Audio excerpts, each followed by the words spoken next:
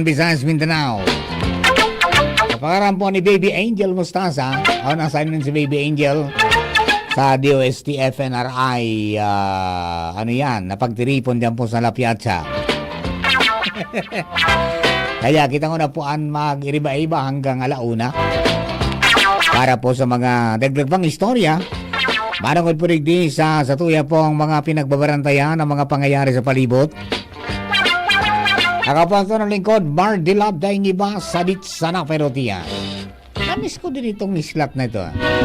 Matagal-tagal din ako nagprapasaway-saway digdi ka ito. Lado technical, kasabay po niya itong mga tugang si Chief Ramir Tanay. Bantang yaon si Jerome Nico Martinez sa DCGB Social Media Department. Sana po nakapangod to na kita ha. Maray pa ka mo. Tad-tad man ako. Pagkatapos makapangod to, diretso horizontal. Siesta, so mga nagsisiesta po tabi, good morning, good afternoon sa mga senior citizens natin, good afternoon po. Yan, I hope na okay na po kamo.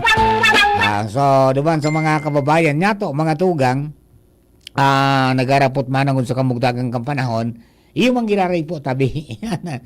So, advisory kasuba ako na pinaluwas, Tropical Cyclone Advisory number 1 sa pag-develop bilang tropical depression mga tugang kan bagyong kaining so low pressure area dyan outside of the Philippine Area of Responsibility. Susundan po yan at yan ang alas 11 ninbanggi. Pero siyempre, depende yan mamaya. Baka hapon, kung pumasok po yan sa Philippine Area of Responsibility, mapangaran na opong, mapaluwas po yan mga tugang ning bulletin ng sa tuya pong pag-asa. Ayo. So, halat-halaton ta na lang. Basta duman sa mga nag-aantabay, as of 10 o'clock, mga tugang kasubago pong, aga, ang Centro kan Tropical Depression, pinagkakarkulo na nasa distansyang 1,075 kilometro este kan Eastern Visayas. Sa luwas pa po yung Canpar. Coordinates 10.7 degree north, 135.6 degree east. May maximum sustained winds po yan. Kusog Camparos niya, 55 km per hora, karani sa sentro. Tapos may biglaan na pagkusog. Ito pong gustiness din hanggang sa 70 km kada oras. Tapos may central pressure of 1,006 HPA. Ang presente po na hiro niya, westward, sa rikas na 35 km kada oras. And then, ang hiwas kan tropical cyclone winds, yung makusog na paros mga tugang mina-extendir outwards din hanggang sa 160 km hali po sa sentro. Okay. So, ang general outlook and forecast period, ang sabi mga tugang, ang tropical depression, piglalauman na maghihiro, generally westward, para sa masunod na 36 oras. Or, kapag naglaog po sa Philippine Area of Responsibility, ang sa PAR, ngunyan na hapon or evening, papangaranan po ini mga tugang na local name na Opong. Sa Laog Canpar, si Opong piglalauman po na maghiro, generally west-northwestward. Yan, magiging west-northwest ang hiro niya. Habang ini nagrarani sa Eastern Visayas, South Luzon area, sa Biyernes, sa 26 kan Setyembre. Aga po yan. Piglalauman na ini po mag-cross o umagi sa Southern Luzon area, harog kan Bicol Region and Calabarzon, Mimaropa. Sa pagultanan kan Biyernes asin Sabado, petsa 27, and pwedeng magluwas mga tugang sa PAR, Sabadong Banggi. Okay? Pero, sabi kang pag-asa, dapat natong notaran na igwapa pong halangkaw na uncertainty sa senaryo. As in, iting track mga tugang o yung direksyon ng bagyo, pwede pang mabago. Pero, mga tugang, is still within the area of probability. Okay? So, ang weather disturbance, magkukusog, mantang nasa kadagatan, and pwede pong umabot sa tropical storm category sa aga, September 24. And then, day man po pigahali kang pag-asa ang posibleng pagkusog pa. And base sa intensity forecast, pwedeng itaas mga tugang ang wind signal number 2 sa mga portions kan Southern Luzon and Eastern Visayas. Posibleng mangyari yan kapag nagkusog. However, ini pong kung magkusog pa, pwedeng magresulta sa pag-itaas sa wind signal number 3. Yan yung pinakahalangkaw na possible signal na nahiling kang pag-asa. Okay, so yun po yung tabi. Ang sabi, in tropical depression outside of PAR is less likely to directly affect the weather and sea condition sa masunod pong 36 oras.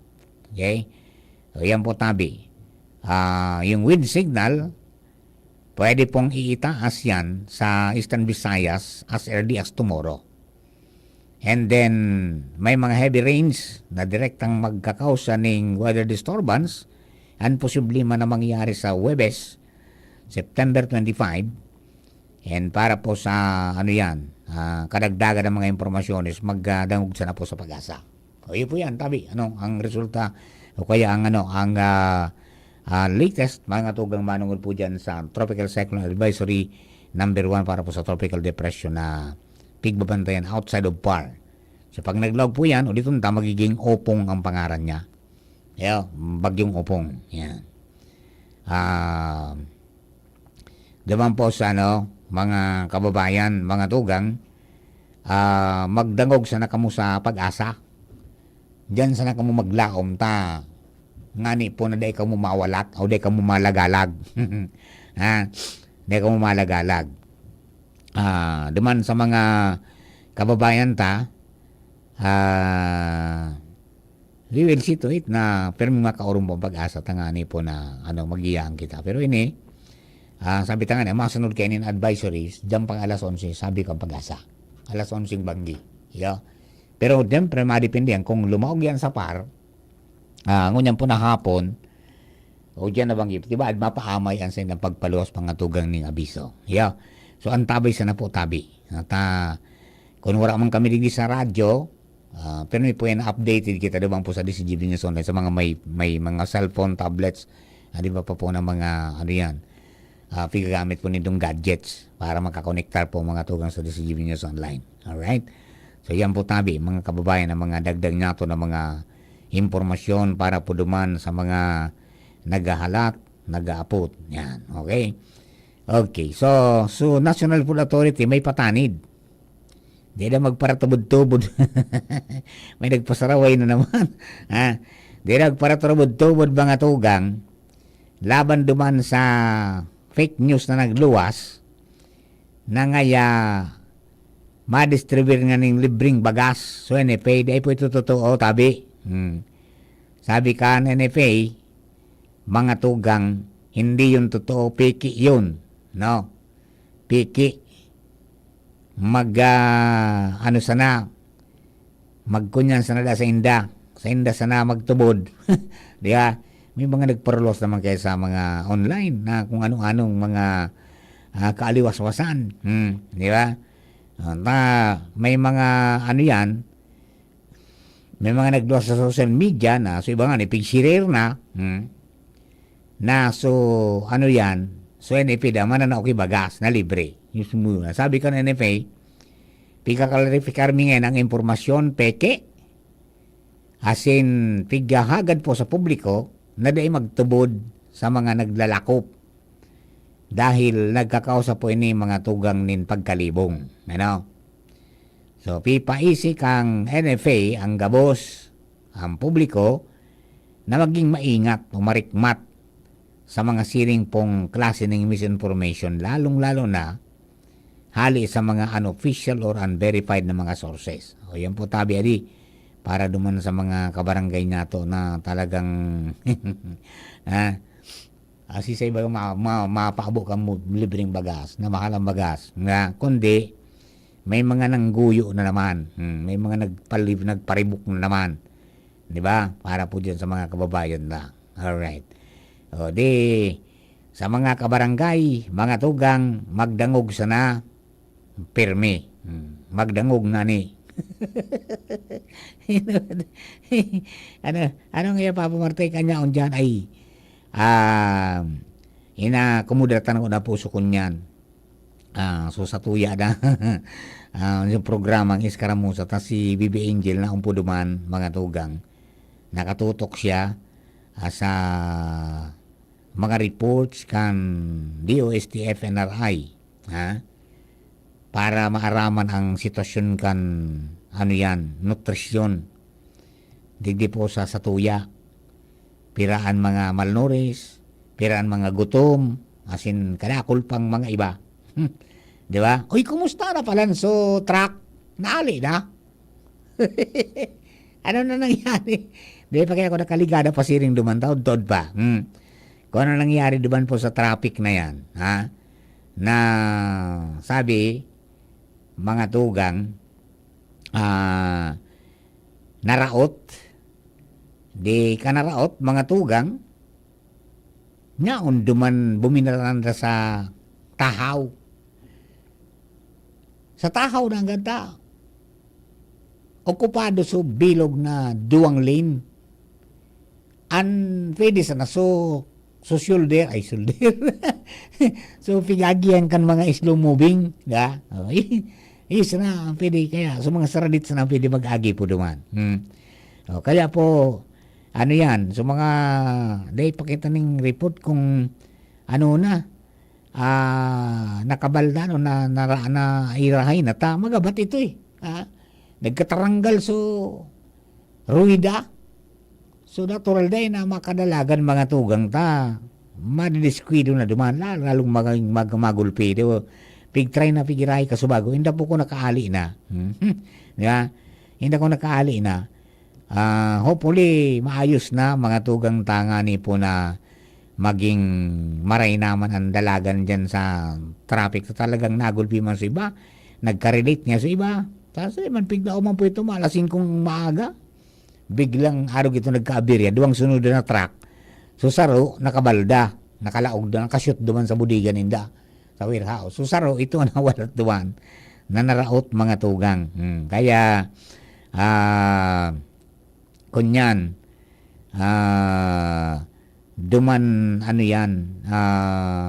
duman na stock hindi yan man so naging dalan para kumunyan lumuya so dalagang kan traffic duman ingat po kita tas sunod mga aksidente sa motorsiklo, di ba?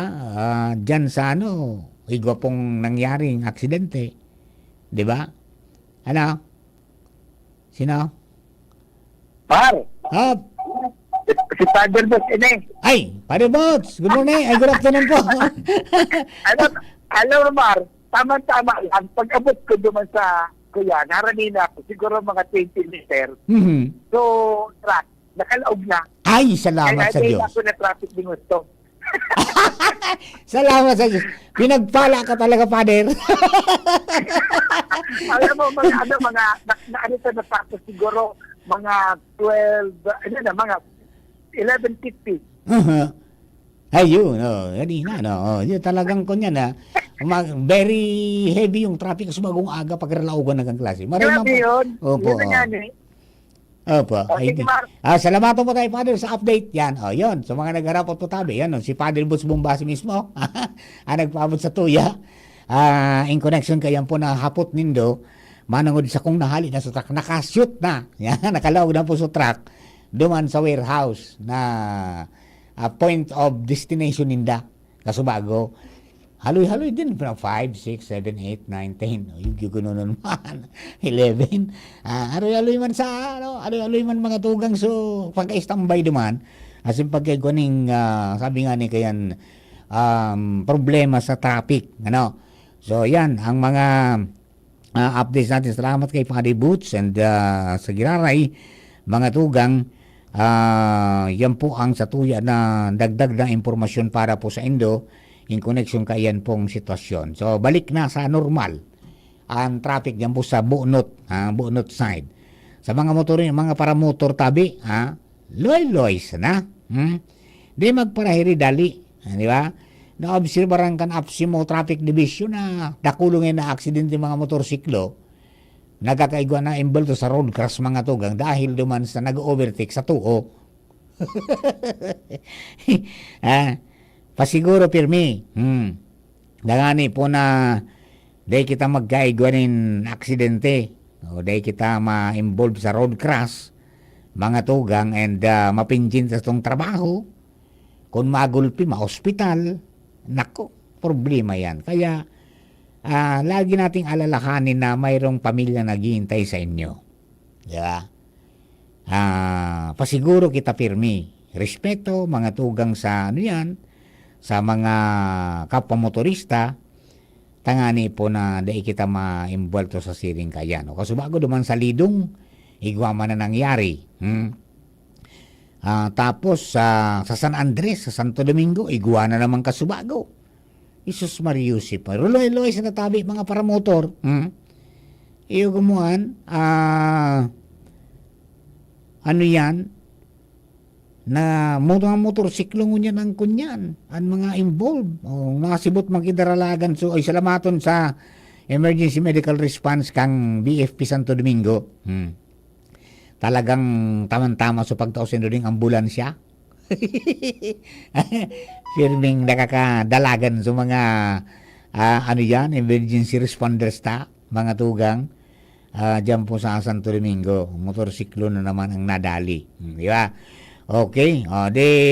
Diba po sa mga kababayan niya to, mga tugang, magkunyan sa nakita, mga radyi kita, na inipong bagyo.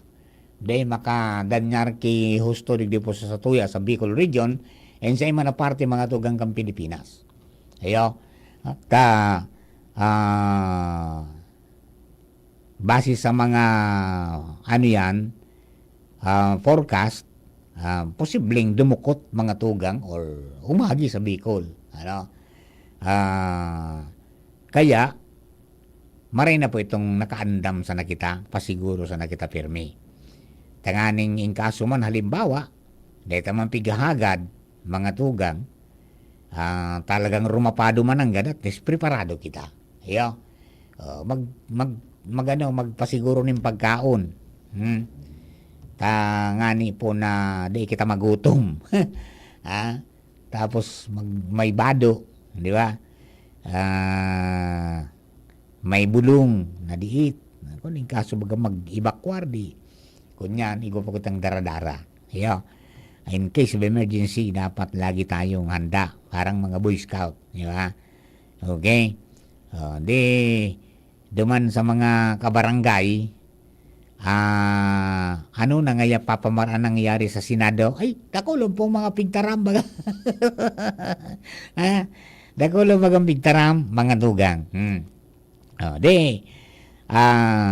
Iyan so padagos ang investigasyon pa and padagos pa po yan na magluluwasan pa ng mga kung ano-anong mga impormasyones and yan i-validate yan kang ICI and then duman sinda mga tugang madesisyon kung series and mga sasarangatan po ng kaso. Sa ngunyan, so mga iba nagkakabaranggit, mga akusasyones pamansana, habangan ta na lang mga tugang ang mga pagluwas pa kan iba pa siyempre, so mga simbag man kan mga pinag-akusaran. Taarog ba kita kaandig di sa tuya sa Pilipinas, mga tugang, it is easy to, sabi nga ni kiyan, accuse, it is easy nga to file a case, but to prove your case is different. Alata natin mga tugang, and di po sa to, sa kinabang, sa demokrasya kita, everybody, mga tugang pigtaraw ang puning panahon ng pagkakataon na magpaliwanag. Yan, under the law. Okay? Sige po tabi sa mga kababayan ta. And duman sa mga kababayan niya to, mga tugang na mga miyembro kan kapulisan, yan, salamaton sa indong pagiging mapagpasinsya. Kamuso na muringtan. Kan mga realista. Ano daw itong klaseng mga kunyang ka ito, adi? Ano ito suka-suka itong ano yung mga ano ka ito? Ano ugali ka ito? Sino ito arali, adi? Mga obinis, may mga minor pa. Di ba? Bako maray so nangyari. Dapat so peaceful sana. Ewan, okay. So kada ko lang mga gusto pang mag-organisa ng mga siri ng mga lakdang. Sige lang po kamo, diretso po nindo yan. Diretso ang kanlambang syudadano. Ang importante sana, mga tugang, di kita makasagka ng iba. Ang karapatan kan iba. Tayo bagayan, mga tugang, your right ends kapag danyar ka ng mga tugang sa iba. Yeah. Tangani pong maliwanag sana. Alright? O paano kayan, mga kapatid? Lakaw-lakawan ko naman. Kapangod to na tatapos, katurugan ta naman. Ha? Maka-revive lamang kita, maka-revive gan kusog ta. Ay, sa indo po ka, boss. Salamato po maray. Sana naging ariglado ang sa indo pong pagpangod do. Asin pagpuro pa ingalo. Habang ang po masunod, maray na hapon with Funny Boots Bombase. Taud-taud sana po yan. After the news break. Bye-bye! The Diocese of Legazpi brings you One Voice Part 2. One Voice Part 2, a dinner concert for a cause, featuring the clergy and seminarians of the Diocese of Legazpi with renowned chef, Chef Jesse Senchoco, as we serve fine dining experience. Sana naman po, yung mga kababayan natin